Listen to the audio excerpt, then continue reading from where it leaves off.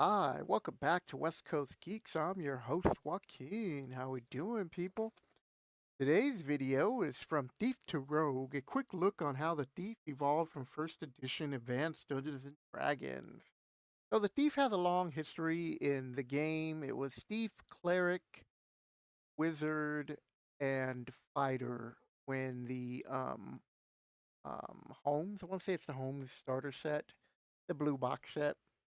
And these were like your four characters that the game was based on.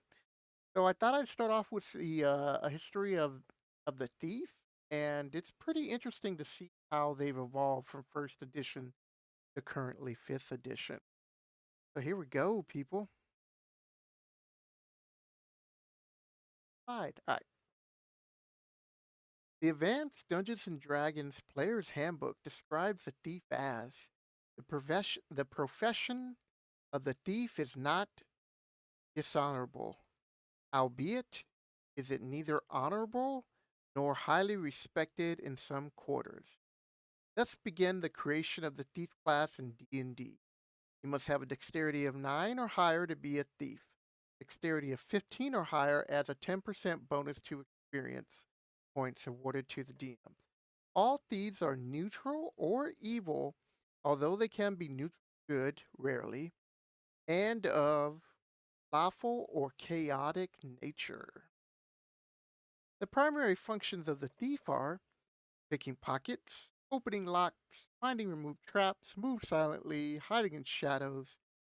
Secondary functions are hear noise, climb walls, and backstabbing at level 2, with times 2, 1 through 4, times 3, 5 through 8, times 4, 9 through 12, times 5, 3 through 16.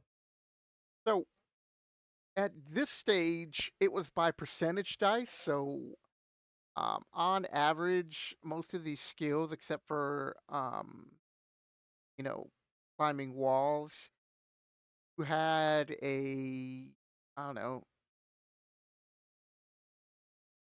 a 30% chance or less to do to accomplish any of these things, especially when it came to like opening locks and finding removing traps. Because in D&D in first edition in Advanced Dungeons and Dragons, you only got one attempt. So let's just say you tried to pick the lock of this door or this treasure, you couldn't do it again, like after a rest, because their reasoning was that lock was beyond your capability. So you'd have to almost in theory go up another level to take another crack at it. But I remember playing with this rule when I was first learning, but depending on what it was, you kind of let the player take another crack at it. Maybe you gave them two shots, three at the most, and then you would just say it's too complicated for them. So, additional abilities back then, thieves can't, the language, which are hidden phrases or gestures, examples, mob movies, and their double talk. You're like, look, I was taking a loaf of bread down to the store, and then, whatever, how you want to put it in, or so and so needs a visit, or so and so's gonna like have a doctor's visit very soon. It's like all these indications. Then unless you know the language, you're like, oh, someone's gonna get in trouble. But they would speak like it was just a normal thing, like they were just walking down the street, just talking to somebody, and then they'd put in these little code words, and that's how thieves can't was spoke. Fourth level, they get to read languages. 10th level, Master Thief. Decipher magical writings and utilizing a scroll of magic users and clerics, but not druids, with a 25% chance that the writing can be mispronounced. And the spell will be um, the reverse of its intent, which is pretty funny. Because if you think you cast Magic Missile and then all of a sudden Magic Missile flies back and hits you, yeah, fun times, people. That was Advanced Dungeons and Dragons. All right, in 1989, Advanced Dungeons and Dragons 2nd Edition evolved into the Rogue. This includes reworking the thief skills including a base score, a clarification of backstabbing abilities, which started only from behind the enemy. The enemy was unaware, and they had a body part called a back. So they're like, so no oozes, slimes, jellies, and the like. They knew what you players were up to. Second edition also had the player's handbook rule supplements. The complete Thieves Handbook, which provided new details, information for the thieves, characters, and DMs. With the new Thieves Kit, which are our first subclasses for D&D, a player could now specialize on what style they want to play with. There were 15 new subclasses. There was something for everyone. Also included the glossary for thief slang, a chapter on 3 on developing the thief's guide, chapter 4 concepts still used today when creating the thief's guild, chapter 5 tool of the trades for the first time thieves were explained and expanded on, which also include magical items for thieves, a chapter on classic cons, new rules for thieves and um sorry, new rules for thieves. Odds were if you played a thief, you owned that book. The book has so much to offer for that edition, for second edition, which is this. Oh man, I totally messed up that slide, people.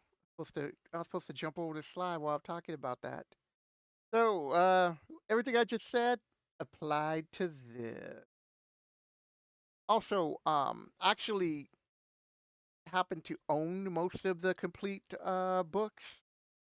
So I'm just stalling for time, people. I made a mistake. I was supposed to show you this while I was talking. Oh, I'm in the middle of the video, so not redoing it. All right, let's move on. Forget that ever happened. And now we are on in 2000. Third edition was released to the public. No longer TSR. Wizards of the Coast, which is owned by Hasbro, wanted to create a new style of play for D&D. The thief name was No More, including introducing the rogue. Wait a minute, didn't I just say that? I made a mistake there. Oh, now I gotta look that up. Hold on, people. I gotta pause while I fact check myself.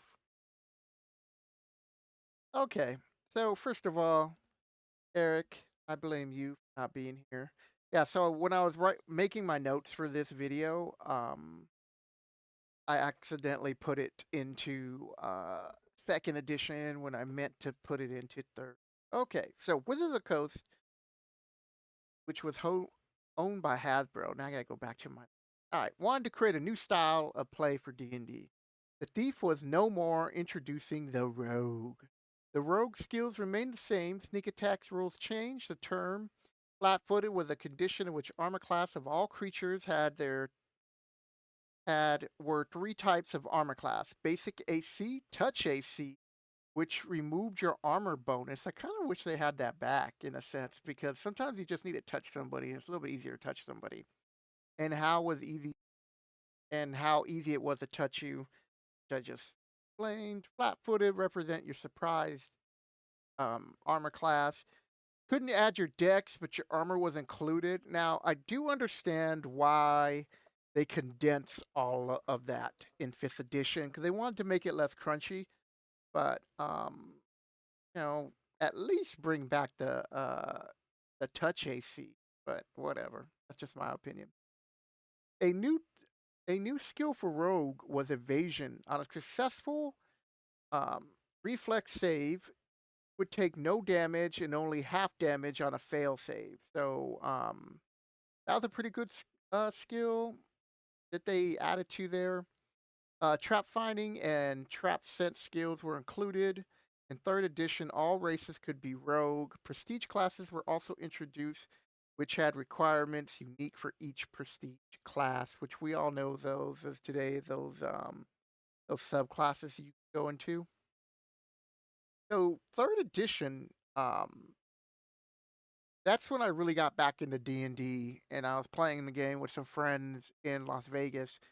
And at that point, I had stopped even collecting D by 2000.